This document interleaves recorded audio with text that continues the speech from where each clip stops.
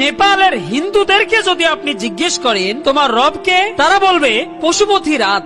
আপনি যদি মহারাষ্ট্রের হিন্দুদেরকে জিজ্ঞেস করেন তোমার রবকে, তারা বলবে গণেশ। আপনি যদি দিল্লির হিন্দুদেরকে জিজ্ঞেস করেন তোমার রবকে, তারা বলবে রাম।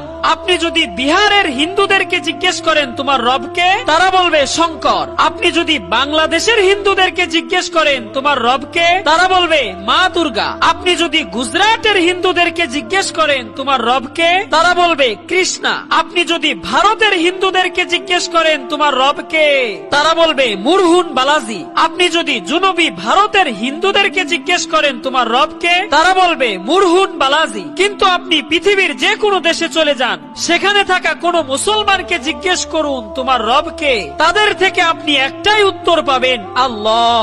ভিডিওটি ভালো লাগলে অবশ্যই লাইক করবেন এবং এমন শিক্ষণীয় ভিডিও পেতে আমাদের ফেসবুক পেজটিকে ফলো করুন এবং ইউটিউব চ্যানেলটিকে সাবস্ক্রাইব করে পাশে থাকা বেল আইকনটি অন করে দিন। সবাইকে ধন্যবাদ।